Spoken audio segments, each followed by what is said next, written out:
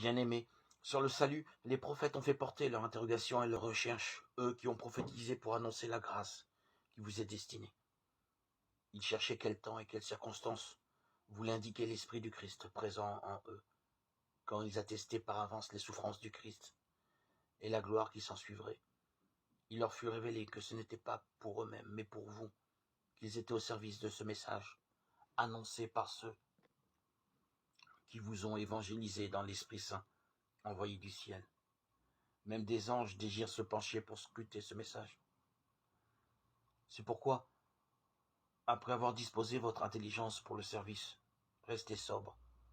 Mettez toute votre espérance dans la grâce que vous apporte la révélation de Jésus-Christ.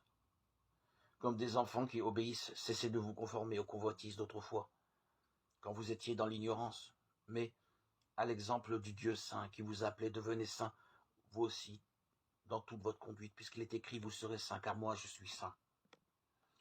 La lettre de Saint Pierre à Paul, 1:10, offre un étonnant condensé de l'histoire du salut. L'Écriture, tous les prophètes et jusqu'aux puissances célestes, l'histoire et le présent de l'univers sont finalisés pour tendre vers un seul but, la révélation de Jésus-Christ crucifié et glorifié. Cette bonne nouvelle invite les croyants à partager la sainteté même de Dieu.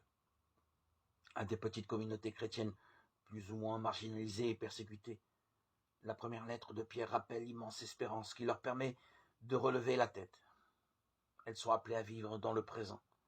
Cette sainteté qui ne les met pas à part du monde, mais qui, au contraire, fait d'elles le signe d'une vie nouvelle, hors des convoitises qui divisent, partageant et manifestant la gloire de Dieu.